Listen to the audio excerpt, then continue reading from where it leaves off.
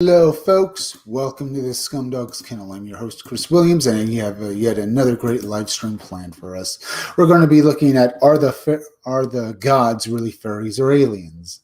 I'll be looking at. We'll be wondering about that tonight. So feel free to come into my stream and leave a few chats. But first, while we wait for people to gather in the chat, let me go off and show off some artwork from my own upcoming graphic novel, Scumdogs. Here is a cover. One of 3 variant covers for my upcoming graphic novel, Scumdogs. Scumdogs is a parody of 80s cartoons, and it looks like fun. Let's see. In the future, The Scumdogs is about how a bunch of superhumanly powerful people who are former pro athletes would go and try to take over the world. See, in the future, there's a thing known as the Scumdogs Sports. It's superhuman sporting events held with, they're played with they use superhuman athletes as the competitors in it. Or should I say this? It's played with superhuman athletes. Or should I see, they're called scum and dogs because, they're scum and dogs for trading their humanity. You see, they go through certain procedures, either medical or other, to become superhuman monsters.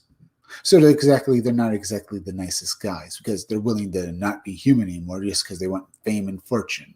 Well, fame and money. They really love those things. That's scumdogs for you. So what happens when these guys get banned from sports? They decide to take over the world. Now on this cover, you'll see almost all of my characters that'll be appearing in this graphic novel. But 2 of the main characters you see up here fighting are Death Mug and Buick Starpoon. Death Mug is the purple guy with the metal skull mask. He's a parody of various villains from 80s cartoons. Who's fighting Buick Starpoon, the guy with the pink pompadour hair. Notice the uniform he's wearing? That's his uniform in the Space Forces. All right. Death Mug has aspects of various villains, like Cobra Commander and Serpentor from G.I. Joe. He's got a metal mask like Cobra Commander. He's got gold on him like Serpentor. And he's purple like the Shredder from Teenage Mutant Ninja Turtles. And his archenemy, Buick Starpoon, is a G.I. Joe parody. He's a parody of Duke from G.I. Joe. But he also has a G.I. Joe specialty. You know how if you know anything about G.I. Joes, they all have a military specialty. They're part of the army or they do this one thing in the military very well. And stuff like that.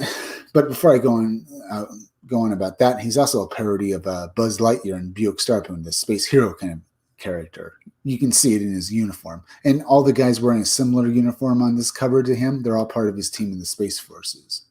Now, Buick Starpoon's specialty is that he's a captain. He captains a ship. While the guy over here with a mohawk and stuff like that, his name is Roadhog. His specialty is that he's an army guy. While the bald guy with a gun down here, his name is Beach Pounder. His specialty is that he's a Marine. But that guy back there in the red uniform, firing in that vehicle, firing off his weapons, you see him right here. Yeah. His specialty is he's a heavy vehicle specialist. He drives a big heavy vehicle. You get the idea. Now, this is one of 3 variant covers you'll be able to back from my Indiegogo when it goes live and stuff. Now, let's go over here. By the way, folks, hit that like button for me as well as please go share this video on social media. This is Girl Friday. Girl Friday is the second in command to the Wild Rangers. That's the name of Buick Starpoon's team in the Space Forces.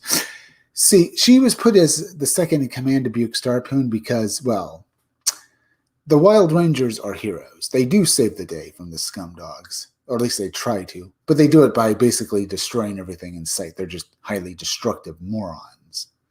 So her superiors in the Space Forces put Girl Friday on the team to basically try and babysit and steer them in the right direction, and she hates her job. She feels like her career in the military is, been destroyed because she's now working for an idiot. That's Girl Friday here.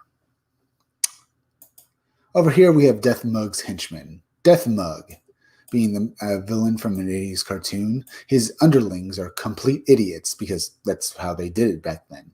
The blue guy with the top hat is Murder Mouth, and the pink guy is Sloppy. There are a couple of idiots who are basically a parody of every henchman from an 80s cartoon. They're complete idiots who destroy everything they touch. Here we have Hair Metal Doctor. Hair Metal Doctor is a parody of Dr. Mindbender from G.I. Joe, a mad scientist. But my mad scientist is crossed over with a hair metal musician because I thought that'd be awesome to have a mad scientist who thinks of mad schemes and builds the weapons for the scumdogs that try and take over the world while also being a hair metal musician. And we have Miss Breasty Melons here. She's the second in command.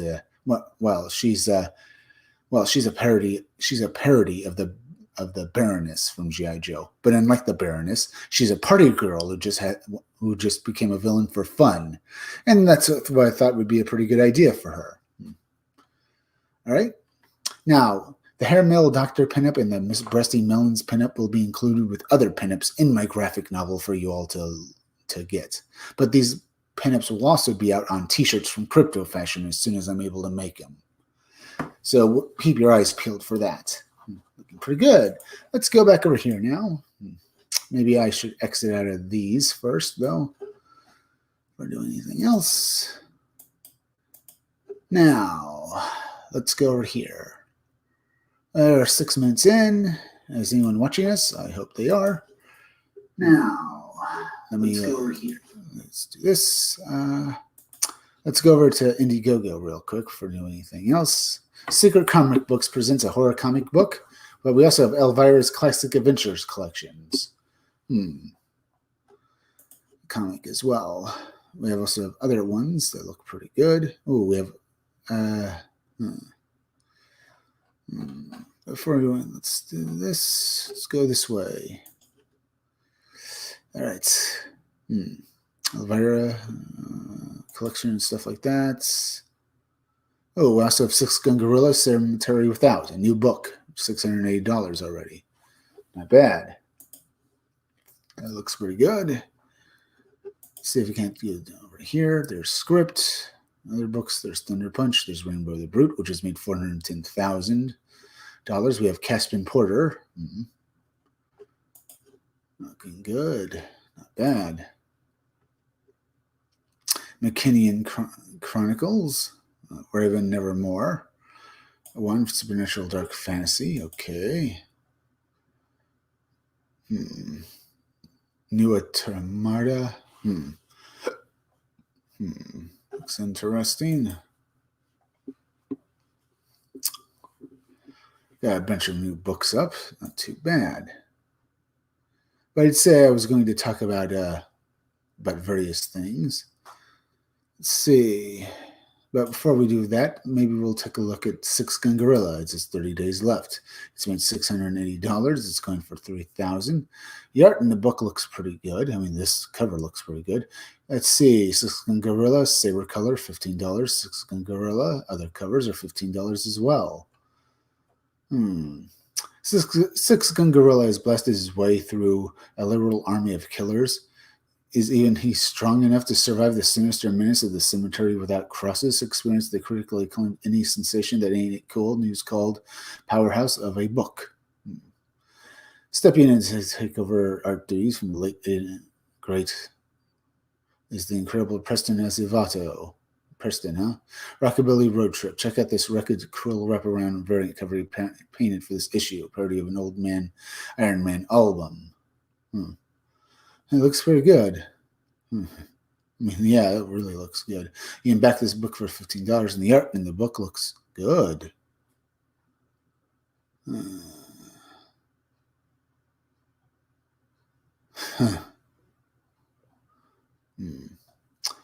Miss down on the first 7 issues, Jump Sweat. You can get the previous issues individually or as not part of a set of special discounted price. Stretch goals. Six Gun Gorilla. Let's see. Looks pretty good. Let's take a look at this trailer.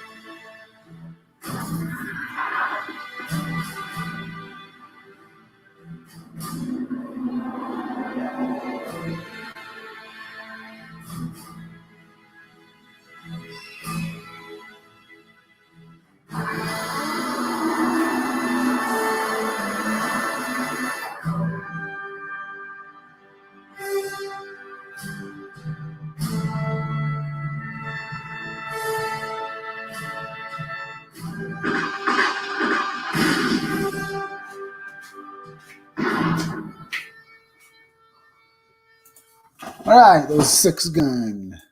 Well, the gorilla here looks pretty good. Six Gun Gorilla looks like a great looking book. Cemetery Without Crosses. It's up on Indiegogo in Beckett for $15. That's pretty good. I just wanted to take a quick look at that before we get on to what we're really going to be doing. We're going to be looking at our fairies release. Are gods really fairies or aliens? So let's take a look at this. Fairies and UFOs. The most popular belief today is that UFOs are spaceships piloted by aliens from outer space. But another good theory, which never gets as much press, is, well, by the way, folks, hit that like button for me, as well as please go share this video on social media, okay? UFOs may in fact be right here from Earth. Instead of being extraterrestrials, UFOs, aliens might be ultra-terrestrials, a species that has always been here, which evolved on Earth along with Homo sapiens, but one which represents a species far superior. These ultra-terrestrials are so superior to us, it's almost impossible for us to comprehend their existence. All we know for them are fleeting glimpses of lights in the sky, or occasional bizarre encounters between human beings and so-called aliens and other unexplained phenomenon. Think of how a group of monkeys in the wild perceive human beings. Because their own level of consciousness is so limited, they cannot comprehend that we humans are beyond just being just another kind of animal. They may see a jet or a helicopter or a car, but to the monkeys, nothing in their consciousness can explain these amazing things. A monkey may think of an airplane as some kind of magical giant bird. They will relate to it with the level of understanding they have about their environment. The speculation of the monkey at best is a crude idea about the total truth of an airplane and the fact that it represents entire levels of consciousness. They are so advanced they are literally invisible to a monkey mind. Now think of a human being who encounters a UFO. To us, a UFO seems to be some kind of flying mechanical aircraft, but the true nature of the UFO may be as different from a spacecraft as a bird is from an airplane. Unlike the monkey, we just don't have the advanced levels of consciousness we need to comprehend the true nature of a UFO. Yeah. For all we know, we don't know anything. As humans, we make the naturally egotistical assumption that we are the species at the top of the heap. We see ourselves at the peak of achievement of evolution. We even make the bold claim that God, the supreme architect of the entire universe, created us in his own image. But it's not a big leap to consider that we are just another link in a vast chain of species, many of which are below us, some of which may be above us. People who support this ultra-terrestrial theory point out that supernatural beings seemingly superior to humans have been reported throughout history in previous eras. They were called gods, angels, ogres, fairies, brownies, little people, demons, and more. The Bible is filled with references. Yeah, they could very well be to supernatural creatures, including giants, wheels flying in the sky, out of which incredible creatures emerge, and more. But reference to flying discs were recorded centuries before the text of the Bible. Cave drawings during 30,000 BC depict numerous drawings of discs floating around in the sky, remarkably similar to modern UFO photographs. Yeah, that's could be very well true. What we think as aliens could be gods, or fairies could be aliens. If you know what that means, is we perceive it. We think when we see a flying disc, we think it's some sort of airplane or ship, that it's being crewed by something, well, similar to us in the fact that it's, well, got, maybe it's organic and it might be able to die. We don't think that it could actually be something like maybe just something that's immortal and is, well, not of this earth, and is ephemeral as the air itself, or maybe as ephemeral as light, but is able to think and able to be able to maneuver and able to fly through the sky. The fact the ship itself could just be the actual fairy itself. It could just be turned into a ball of light. We think of it as light, or think of it as a disc shape, but that's what it chose to the form it chose to assume, so it could fly through the sky. We don't know. We just assume that it's just something like that, and that we assume that if this thing landed, we could kill it because it was probably just as mortal as we are. It might not be. Those are some of the things I've always thought about and found an idea. Now, the same goes for aliens, and I will tell you this much. I watched a recent video on YouTube talking about the Sphinx. People have been saying for years that it's actually, that the Sphinx is a lion, or at least was once a lion, even with a lion head before they chopped it down. But other people have basically come to the assumption, maybe it's very well true, that the Sphinx is actually a dog. In fact, it could very well be a statue of Anubis, because it's pointing towards the dog star, as well as the Ceres dog star, as well as the minor dog star, at least where it's pointed at. And that people think that it was once a monument to a dog-like entity. And people think that because it pointed into the dog star direction of the sky, that could very well be maybe Anubis is a representation of an alien species, that we were visited by creatures that looked very much like dogs. In fact, if you look at history, there are numerous reports of not just anything you've heard before, but of Bible reports of people, of Christians with, or rather these animal dog-headed people who worshipped God and Jesus Christ and stuff like that, or rather worshipped God. I think they also worshipped Jesus Christ. So it's very strange that we should come across ideas like that. See, people have for years speculated that the Sphinx was a lion and stuff like that. It's very like that. But other people recently have come to the idea that it might very well be Anubis. Well, or at least a statue of a dog-headed creature of like that and stuff like that. Others have brought up the fact that numerous dog sphinxes, statues, have been destroyed throughout the years through various means, almost as if someone were trying to cover it up. But others have said because the fact that where the statue is pointing towards the Sirius dog star. It's something like that. I'll just call the star that it's pointing towards the dog star. It's also pointing towards a minor star that's also referenced to the dog star as well. And that could very well be a reference that might be pointing towards the original creators, or at least the ones that inspired the statue, these aliens that have look like canines or something. And maybe they settled, and that's why we have reports of werewolves and dogmen out in the woods. Or at least as well as these intelligent creatures in Bible stories that had the heads of dogs but were men and stuff like that, at least thought of like that. Now, that could be all allegorical, and these guys didn't actually have dog heads, and they might have just had something to do with dogs and stuff like that, and people just, for references, made them look like dog heads because had given them the heads of dogs, because whatever they were doing with animals, which probably was probably maybe they were use the dogs in their daily life so much that they're synonymous with the animal. And that's why they were depicted with dog heads. No one really knows for sure. Now, if we could remember the name of those animals, I would. But it's a very interesting idea when it comes to this. Now let's get back to what we're reading about fairies and UFOs. The Bible is filled with that, but references to flying discs were recorded since before. Some Maverick UFO investigators investigators have pointed out the amazing similarities to modern UFO aliens to that of elves, fairies, and various little people. Yeah, a lot of the stories, like UFO stories, match a lot of the old stories of the fairies and the fair folk and the fae, famous in the folklore of many cultures. Fairies are well known for kidnapping people, the same irritating habit UFO aliens have. People who are abducted report incidents of missing time, a phenomenon very similar to time lapses reported by people taken to and returned from fairyland. Fairies, like modern aliens, tend to be diminutive creatures with large magical eyes. Many reports of alien abduction even include power rods used to paralyze abductees, just as fairies wield magic wands. Yeah, remember that frog creature we talked about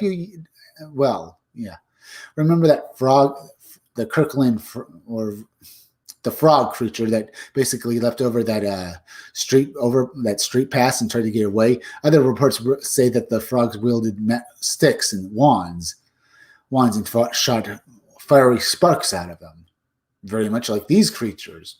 Could these frog creatures be advanced, I guess, fairies, or at least something magical? I mean, they are walking frogmen, maybe. And they are diminutive as well. One of the most interesting comparisons between aliens and fairies is that both are interested in stealing babies. One of the most common fairy activities is swapping babies from cribs and sometimes replacing them with a false double, or changeling as they're sometimes called. A large part of modern UFO literature involves aliens abducting women, impregnating them, and later abducting them again, only to remove and take the unborn baby right out of the womb. Clearly, both UFO occupants and fairies have a strong affinity for the baby-stealing business. Fairies are closely associated with nature, just as modern aliens also display a certain obsession with environmental issues. One of the most common alien abduction scenarios involves aliens who force people to watch movies depicting massive environmental degradation caused by modern human civilization. Depicting civilization. The aliens then give them a lecture of environmental issues and let them go. Is that really true? This is the first time I've really heard about it. Well, every time I've heard about aliens doing this for environmental things, they mention basically talking about nuclear war and all this stuff. I don't actually see many of them actually showing them movies about this, except for the thing where someone basically, pirated a radio broadcast or a TV broadcast and then said that if mankind didn't change their ways and stop all this pollution and nuclear experimentation, that we were all doomed. It could be true, but saying they showed them movies? Maybe. Now, let's go back over here to see if anyone's hit that like button for me. Huh? Oh, Bianca Zombie. What's up? I'm talking about, are gods really fairies or aliens? That's what I've come up right here. Bianca Fights a Zombie, and I thank you enough for the chat. As well as, please hit that like button for me. It really helps. Just keep watching and we'll have some more fun. Now, let's see. Like that. I might even go into basically and talk about a lot about Skinwalker Ranch and how this has to do with it. A large part of modern UFO literature involves aliens. Prairies are close. Yeah. If aliens truly are a superior species from Earth involved on Earth, it would make sense that they would be concerned about another species wrecking the planet. But then you might ask, why don't the extraterrestrials simply step in, manage us the same way humans manage wildlife, including chimps, large primates? The extraterrestrials theorists answer they are. That's what all the abduction experiments are about. Just as human beings capture and tag various species, UFO abductees report experience of extreme similarity. Many people report being tagged during frightening seasons on a UFO operating table. Some of these tags have been recovered or show up on MRI exams and remain unexplained. It's also possible that ultra-terrestrials comprehend and operate within a higher level of dimension than we experience at the human level. A monkey could never understand that time and space are actually two parts of the same dimension, as scientists have discovered. Mathematicians tell us that many additional dimensions of reality exist, dimensions which only the most brilliant math minds can glimpse through. Numbers, although they cannot experience them psychologically in a meaningful way. If ultra-terrestrials can exist above or beyond space-time, that means they can easily see us, trick us, and manipulate our existence while we can't see them at all, or only in the most crude manner, or perhaps only when they allow us to see them. Imagine a bear is shot with a drugged dart from a helicopter hovering above him. Imagine how terrified the bear is of the bizarre flying monster and the noise and lights that come out of it. Now imagine that bear thinks the strange beings that come out of it, of the flying monster, the strange beings poke and prod him, look inside his mouth, apply a tag to his ear, and then let him go. Why? How can a bear understand or interpret the meaning of this incident on its level of consciousness? It can't just. It just seems to doesn't make any sense. Human beings are so advanced and superior as to be incomprehensible. It is difficult to believe that this ongoing, bizarre, and seemingly incomprehensible phenomenon of UFOs and their actions of an Earth-born species far advanced and superior to human beings. Ooh, so you get the idea. Very interesting, huh? Get the idea there. Very interesting. Yeah, let's go over and look at maybe Skinwalker Ranch and stuff like that. Look at some of the stories here. Now, how this relates to it? Well, because some of the stories from Skinwalker Ranch actually feel very much like fairy stories or alien abductions. At least something there is happening in Skinwalker Ranch. For whatever reason, a bizarre phenomenon happened there and stuff. Could they be gods as well? Maybe. Or maybe some kind of god is there and just screwing with people. But the idea that a lot of people would end up worshiping such creatures, fairies or actual aliens, as gods, if they actually saw a glimpse of them. Very interesting. Recognized as the most scientifically studied paranormal hotspot on the planet, Skinwalker Ranch is a 512-acre secure site that has been monitored for decades with armed security and surveillance, 24/7. Like that. This remote location was involved with a Pentagon-funded black budget project studying UFO activity, cattle mutilations, and strange phenomena, and is also known as a living laboratory for studying other intelligence and possible interdimensional phenomena. This is the official website for Skinwalker Ranch, and the core team is seen by History Channel's new hit series, the Skinwalker Ranch. Let's go into the stories here and stuff like that. Get the idea. Let's see, anyone else leaving chats? Feel free to basically also go hit that like button for me, will you, folks? It helps me fit the algorithm, as well as please go share this video on social media. Let's see, they're doing pretty well here. Let's get back over here. Latest news and articles. Utah Business Magazine, why a millionaire real estate mogul bought Skinwalker Ranch. Probably because he wanted to make money. Or looked at all this weird stuff. What are we waiting for? Could this evidence that we live in a multidimensional universe? Let's take a look at this story. If it loads and stuff like that. Why millionaires, real estate mogul bought a Skinwalker Ranch. There's the house and stuff like that. No one's lived in it. What we are witnessing could be evidence that we live in a multidimensional universe, that we are not alone, that may be interacting with other entities, other intelligence, said Brandon, real estate mogul, investor in the now infamous Skinwalker Ranch, once owned by a hotel financier, billionaire Robert Bigelow. This ranch is a 512-acre parcel of land in the Utah basin, long been reported to be rife with paranormal activity, rumored to be cursed by UT Indians and plagued by cattle mutilations and UFO sightings.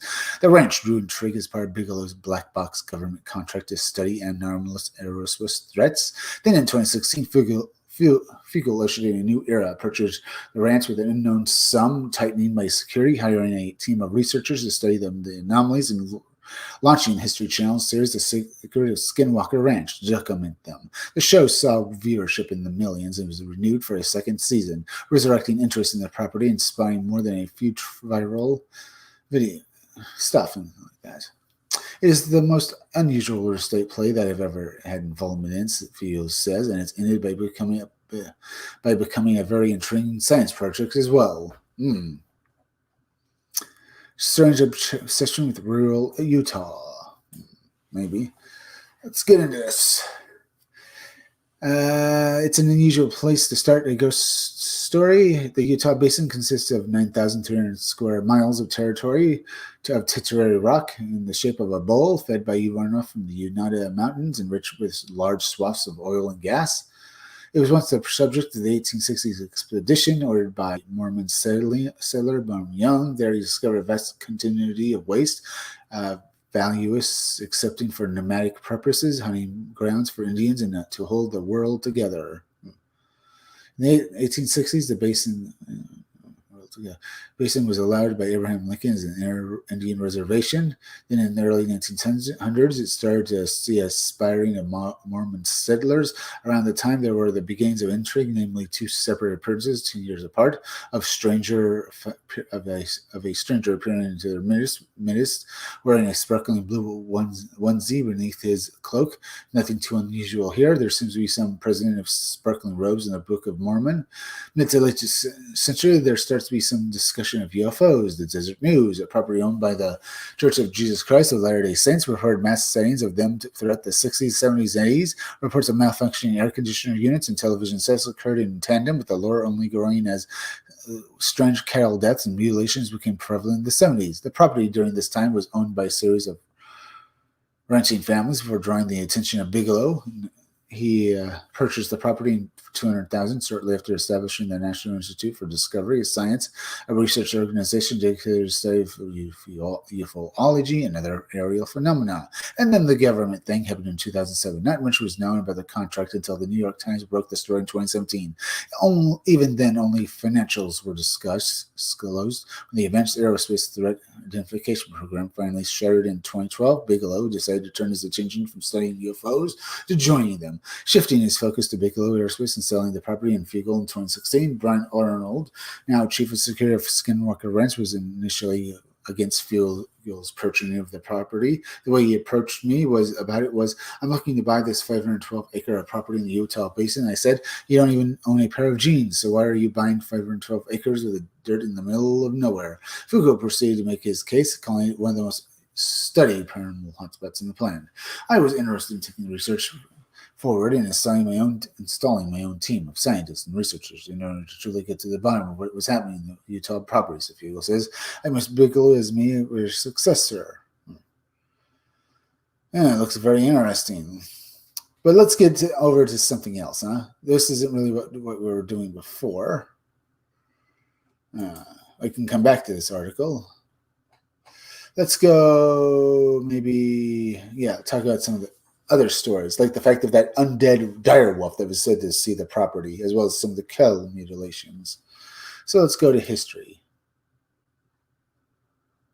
Historical view of Skinwalker Ranch, the dim and escalation shows that's Northern Utah preservations that Utes joined U.S. troops in campaigning against Navajo Skinwalker curse. Several bands of Ute tribes were located by the government into the reservation surrounding Skinwalker Ranch. Buffalo soldiers were stationed at Fort Dodgers. One particular soldier was known Mason and may have connections to the Mason-like symbols etched into the rock wall at. All right, let's see about some of the stories here. Let's look for some of the really weird ones. Sherman family, quarters ranch from their owners, program representing property. Let's see. Admanium real estate buys. Let's see. Entertainment.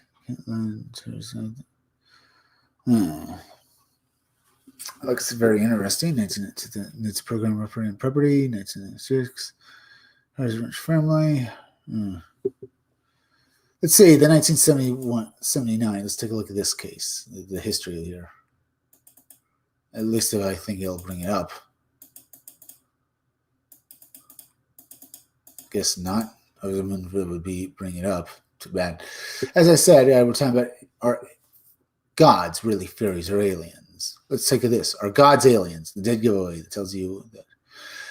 In the beginning, God created the heavens and the earth. So let's take it from there. The only thing that we need to consider are the things that we can read for ourselves, and not rely on what someone who was never there has to imprint. If God created the heavens, then he would have to have existed outside of our dimension of space and time. If that statement is true, it follows logically then that God is an extra-dimensional being, totally alien to this dimension of space and time, which opens up a world of possible answers to the many concepts found in Scripture that cannot currently be normally understood. If God exists outside of space and time, then neither that neither space nor time may affect him, and his angels are the same way that it does for humans and other matter in our dimension. Because we are stuck here at this point in our time, so without time, such a being becomes eternal, no beginning and no end. Answers the age-old question of how he could have always been and who created him. Bear in mind that we are speaking about a living being or beings here, and all of these observations fall squarely within valid arguments of both science and theology. Now, there is nothing in any of these observations that would prevent any such being to possess life, intelligence, emotion. Emotion is a valid part of any critical thinking process necessary to consider. Really? I have my doubts about that. Necessary to consider all parts of an issue that cannot be identified using some rules or logic. Long story short, we exist within 3 spatial dimensions, what's considered the dimension of time. So why would any being existing within a great number of spatial dimensions, along with one or more dimensions of some derivative of time, as we understand it, not be capable of possessing the same abilities as we do? But I'm always curious to what the various interpretations of the Bible. In reality, the vast majority of people misinterpret the Bible simply because they do not look it for themselves or are absolutely terrified to see what the scriptures will actually say in the first place. Important issues such as these. All right. Looks very interesting there. Yeah. I mean, what you're talking about here basically describes God, but it could be very well be that you're describing some sort of massively powerful alien and stuff. That could be what God is. Now let's go over here. Skinwalker Ranch, the strangest place on Earth. Let's take a look at this. Home to a plethora of strange sayings and is heavily known about Skinwalker Ranch. Labeled one researcher as the strangest place on Earth. Perhaps the more interesting of the secret place is that it has a deep ties to government, to the secret government stuff. Well, secret governments. The ranch sits in the small town of Billard, Utah. It has been the subject of a serious paranormal investigation for over half a century. However, accounts of strange activity on this land goes back as far as recorded history, perhaps even further when you consider the indigenous tribes and their oral accounts. For their part, they consider the land under a curse. There have been several well-known UFO sightings over the area. Arguably, one of the most widely reported incidents occurred in 1978. A huge saucer-shaped object witnessed by several people hovering directly over Skinwalker Ranch. It would remain there for several minutes before disappearing. Skinwalker Ranch was found itself in the mainstream again thanks to the 2013 movie Skinwalkers. While the story is complete fiction, the background and specific events base themselves entirely on years of research and local legend of the area. The video below, George Knapp. The name Skinwalker is George Knapp, great, is a creature known in Native American legend who has the ability to shapeshift into any animal they desire. The land where the infamous ranch resides is rich with such creatures.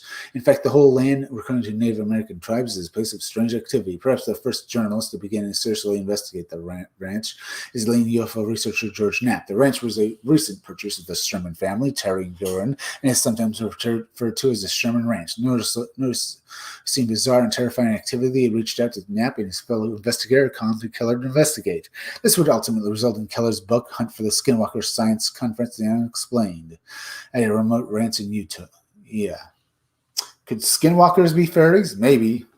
If they are such things as ultra-terrestrials, I wouldn't be surprised if they were. In which Shermans were referred to as the Gormans, which documents some of the bizarre activity. They experienced strange flashing lights over their land and strange voices that would speak to them out of thin air. Furthermore, the voices always spoke in a bizarre language that was known to them. Over a dozen of the cattle were subjected to precise cattle mutilation. Even 3 of their family dogs would disappear right in front of them while chasing an orb-like light, perhaps most startling, orb-like light. That could be very well, that could very well be a fairy. Think about it. A lot of fairy stories say the guys can basically just go move around as balls of light, or at least they glow when they move. Most startling all was the night Terry Sherman looked out his window. In front of him, it was a huge spaceship about the size of multiple fields. Knapp and Keller would witness for themselves strange creatures with glowing red eyes. Perhaps even more chilling, these creatures appeared unhurt when fired upon. They would also notice bizarre magnetic readings as well as glowing orbs.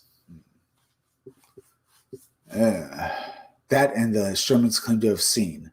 The Sherman's following naps and colors investigations. Yeah, more glowing orbs and creatures with glowing red eyes. Well, let's see. Glowing, yeah.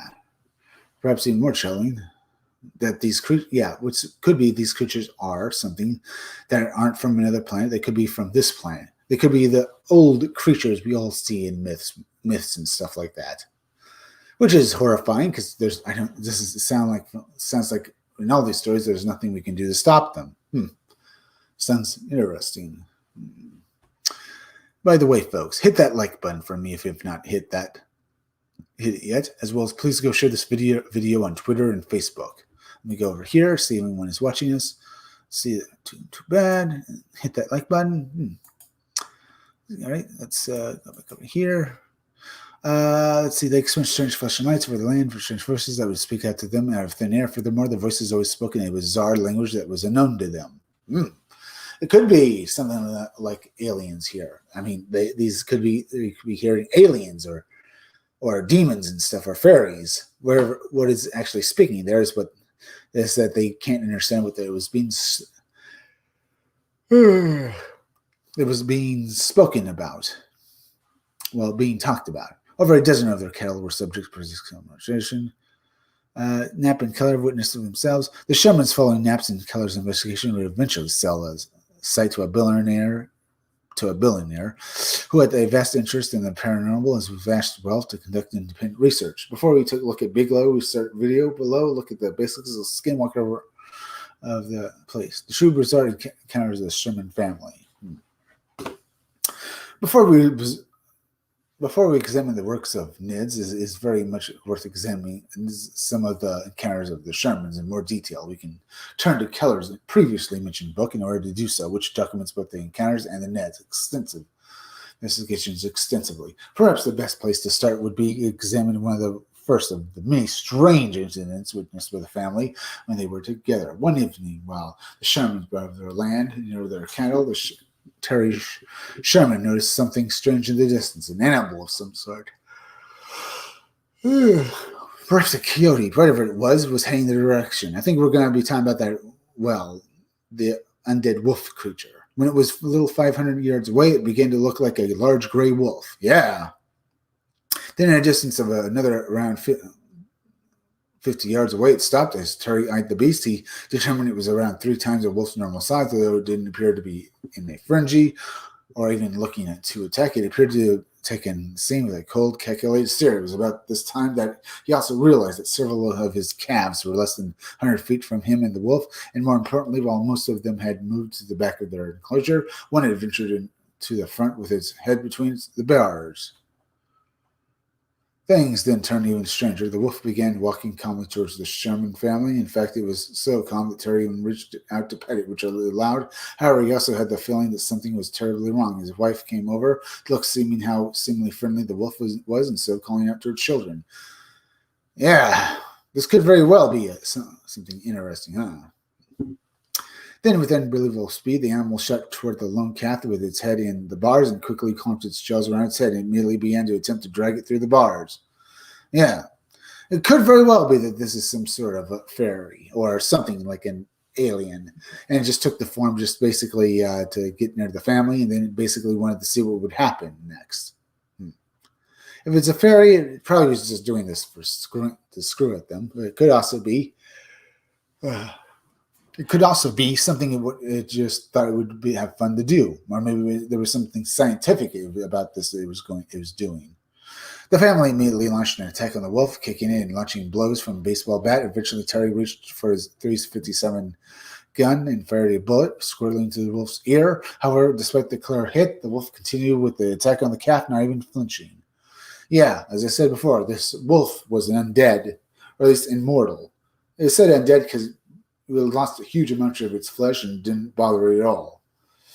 Not believing what he was seeing, Terry fired 2 more shots into the wolf, each of which found its target. Finally, though, reluctantly, the wolf released the cap and retreated a short distance away. An already strange encounter, though, was about to turn even stranger and altogether more chilling. A beast with blue eyes. For several moments, the huge wolf simply stood and stared at the family. However, it didn't appear to show any signs of whatsoever that it was wounded, especially given that the 3 shots should have proven fatal. Instead, it continued to stare at the family. watching them with its chilling, hypnotic blue eyes. Sensing he was likely in grave danger, Terry lifted the gun once more and aimed for the heart and fired. Once more, the shot was fired and targeted. However, rather than fall to the ground or even stagger about, the wolf simply retreated around 30 feet. Amazingly, the family could see no wounds or blood in the beast, something which made them even more unnerved. Yeah. As I said, that could actually just be an illusion, and they were just hallucinating it. Well, caused by aliens or fairies.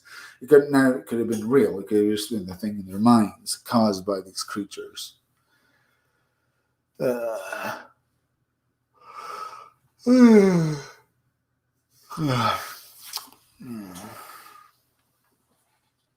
even talk that these creatures, if they are gods, they're minor gods, or at least things we can think of as gods. So it could be just some magic that they were actually thinking. Could have been some magic that was affecting their minds, and well, they thought they were shooting somebody, but then actually they weren't.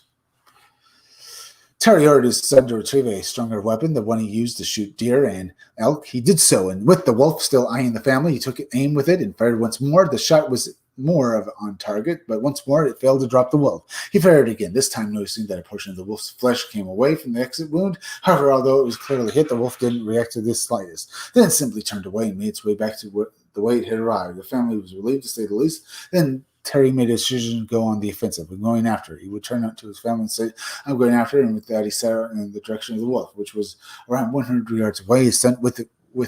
The wolf continued away from them, seemingly unaware that his father and his son were running as fast as it could to catch up with it and launching another attack with their weapons. It also appeared to be increasing its speed as it was further away from them. Now, yeah, that's because a lot of stories like that involve a creature you can never catch as well, and it will just disappear. So, yeah, this is consistent with the lore I've read. Let me go over here real quick. 46 minutes in. Let's see. Not doing too bad. All right.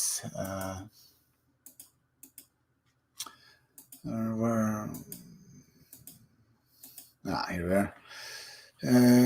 Although they could still see the gray shape of the wolf as it ran from them, Terry had begun using the paw prints that were clearly visible in the wet ground to track it, especially as they entered the trees and undergrowth. The tracks were still visible there, and eventually they came out to a clearing that led to a river.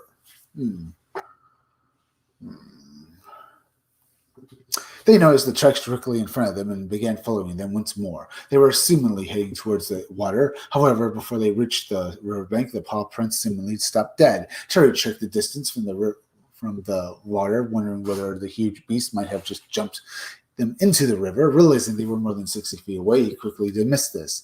It was as if the wolf just appeared into thin air. Both Terry and his son were more than disturbed by this. Was the wolf somewhere close by watching them, or had it literally vanished off the face of the planet? Noticing that it would soon be dark, that Terry suggested that they head back to the house. This, though, only would be the first of many chilling and bizarre incidents that would unfold around the ranch over the coming months. Very interesting. Very, very interesting. Several weeks after the incident and the disappearing wolf and the family ready to forget, Terry's wife Gwen began to have her own strange encounters. One afternoon, driving onto her land, opening the gate, and then getting back in the car, she suddenly noticed a huge wolf once more. This time it was around 30 feet from her vehicle and simply stared at her through the window. She noticed the same piercing blue eyes of those of the wolf that her husband shot several times. It was then that she also noticed another strange creature a little further in the distance. It was black and much more dog-like than the wolf, though she would recall that it appeared to have a very strange dog-like with a head that appeared too large for its frame. She pondered whether it might be the result of breeding between a dog and a wolf. Becoming unnerved by these two huge creatures, she quickly put the car in motion and sped away to the house. She suggested to herself that the creatures were possibly privately owned and had escaped. However, when she made inquiries with the local authorities, she was informed that no one in the region owned any wolves. What's more, according to them, no wolves have been seen in the part of the United States for decades. Another strange incident occurred several weeks later when the Gwen was walking in the area. Suddenly, out of nowhere, a huge rush of wind went by her, so strong that was this force that Gwen felt as though she had almost collided with something, causing her to move out of the way of the invisible force. Yeah, very much like various stuff. She contemplated the wind might have been a bird or a bat. However, she quickly dismissed this due to how powerful the gust felt, much too strong for such a small animal. She continued with her walk, and almost immediately she felt the approaching wind much more, going again, forcing her to duck out of its way. This time she decided to abandon the walk and return home, noticing there was an uneasy feeling rising within her. Although she wouldn't tell the rest of the family, our incident, strange and bizarre, goings on continued to happen to the Shermans. That is interesting, isn't it, folks? I can take a break here and maybe take a quick or so. Let me do this. Not too bad. I think I'll look at a video or do anything else. Maybe look at Elvira. Let's see. $100 Elvira Classic LDD comic, $25. Elvira's Classic Adventures turned back the clock to 1993. Bill Clinton was president. The Blue Jays won the World Series, and Jurassic Park ruled the box office. A young horror host, barely out of puberty, I believe, named Elvira, ruled the late night television and became the queen of Halloween. A little known comic book company began working with the Mistress of Dark, delivering some brilliantly funny and risky comic stories. Creators from everywhere in the industry contributed to growing lore with stories out in art, celebrating the sassy laughs with the classy chassis, including some comical legends like Kurt Busiek, Fred Humbeck, and Dave Cockrum. Yeah, looks good. This says you can back this book for $25. You have a choice of several different covers, and that is good. So we have that as well. Let's take a look at this trailer. Not bad. Hello, you demented dynamite comic book reading darling. It's me, the gem of your collection, Elvira. People always ask me, Elvira, how can we see more of you? Well, if this ain't enough for you, check out my comic book adventures. If you're like me, and I know you are exactly like me, you may never have seen these stories. Yep, these comics were made way back in 1993. They say opportunity only gives you knockers once, but thanks to me, you're getting a second chance. Now you can binge these long-lost tales in one big, sexy, graphic novel. In my book, more is always bigger. And after all, this is my book. We put all those single issues in one massive collection. These books are full of the creepy, campy fun you've come to expect from yours truly. So check out this sassy new trade, darling, along with all my other ghostly goodies. Until next time, darling. I'm a pleasant dream. All right. That was pretty good, huh? That was, Elvira's Classic Adventures collection. Back it for $15. Let's go over here. Let's see. We're 53 minutes in. I think I'll go and show you my trailer. My own Indiegogo. Let's go look at this. Have some more fun. Bored without any great comic books to read as if you're falling through the depths of space? Then come read Scumdogs. It's one hell of a great comic book. You're just going to love it.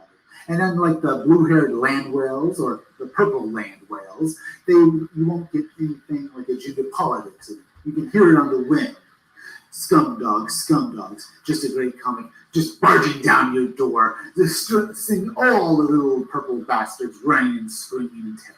That's Scumdogs. You'll see the amazing sights of people running past gigantic, bizarre pictures, with bizarre happenings and great stories that'll make you just love the story. You'll get characters like Sloppy here, Hair Male Doctor, Miss Breasty Melons, and you'll also get Murder Mouth, as well as the ultimate character, Death Mug. Yes, Death Mug, and you'll see him fight his arch enemy, Buick Starcode, who leads his team in the space versus the Wild Rangers in epic battles against the Scumdogs. You'll get characters like Hair Male Doctor fighting Beach Pounder in an epic battle with Glass Tank along as well, firing off his missiles in an epic showdown that will leave you grasping and wanting more. That's Scumdogs. Go and back it on Indiegogo.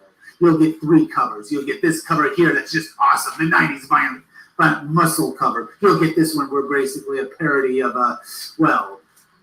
of the characters just working at a burger joint. Okay, you also get 3 covers, as well as the cover with them just chasing down purple land whales. Okay, little purple bastards, but it's going to be awesome. Hit back these 3 covers on Indiegogo. Back my comic book. You're just going to love it. That's Scum Dogs.